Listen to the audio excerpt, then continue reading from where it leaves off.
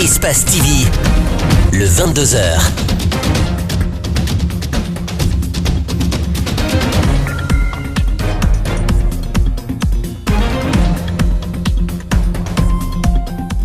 Au plaisir de vous savoir avec nous. Bonsoir à tous et bienvenue aux 22h à la une de l'actualité. Le nouveau directeur général de la police dans les commissariats, le général Ansoumane Camara, bafoué conseil et met en garde les agents indélicats.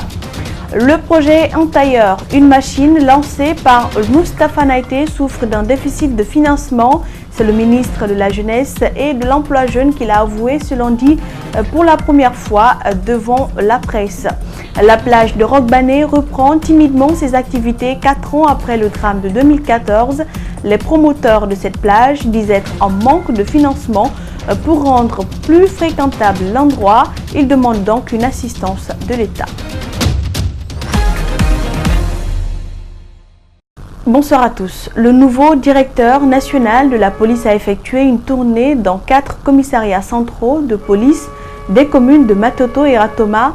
Objectif, s'informer sur le fonctionnement de ces différents services, donner de nouvelles instructions. Des mises en garde ont été également faites à l'endroit de certains agents indélicats. Mamadou Kalisso et Ibrahima Sori-Kamara, reportage. Partout, le nouveau directeur général de la police nationale a passé le même message. Tous les agents doivent être en tenue, propres, assainir leurs locaux, améliorer les conditions d'accueil des citoyens. Désormais, des opérations de sécurisation doivent être organisées dans les différents quartiers, indique Général Bafoué.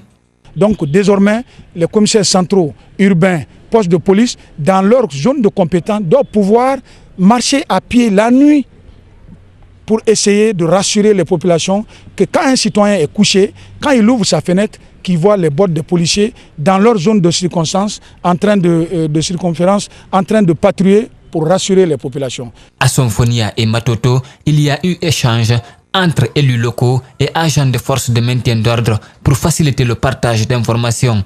Ceci permettra aux agents d'être efficaces sur le terrain.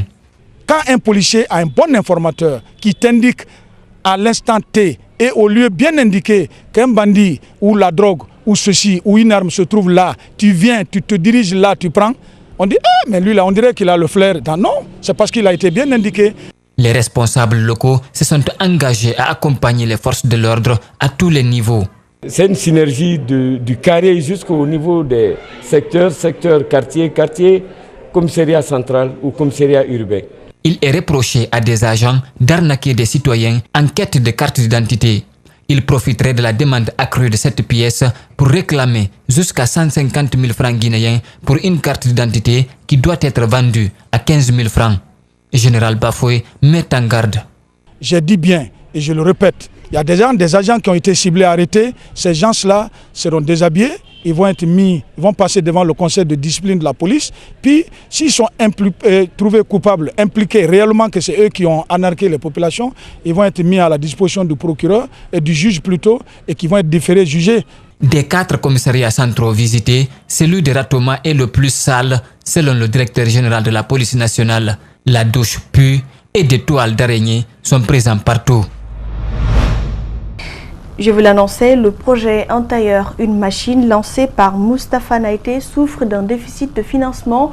C'est l'actuel ministre de la Jeunesse et de l'Emploi jeune qui l'a dit ce lundi lors de son passage devant la presse. Mokhtar Diallo promet de travailler avec la ministre de l'Action sociale pour équiper les centres d'autopromotion féminine.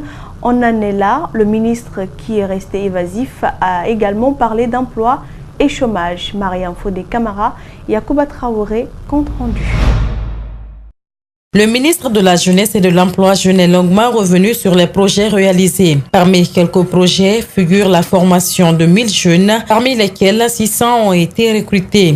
Formation de 1000 jeunes et recrutement de 500 parmi eux à la société CWE et 100 par diverses entreprises en 2011. Le projet Espoir des jeunes agriculteurs de Guinée et Jacques, qui a permis la création de 100 groupements agricoles, est doté en engins agricoles pour 3000 emplois à créer dans 26 préfectures entre 2011 et 2015. Dans ce grand oral, Mokhtar Diallo n'a pas donné de statistiques fiables par rapport aux emplois créés et au taux de chômage. Certaines données non officielles indiquent que 2/3 des diplômés des universités guinéennes sont au chômage. L'État n'arrive pas à employer suffisamment. Il y a 1 an que j'ai fini, jusqu'à présent je suis au chômage et je n'ai pas encore eu d'emploi.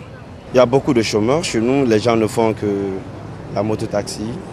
Les gens, d'autres sont devenus chauffeurs, ainsi de suite, des débrouillards où ils partent à Madina pour faire le truc de Bordeaux là-bas, revendre les téléphones, des ordinateurs. Il n'y a pas d'emploi.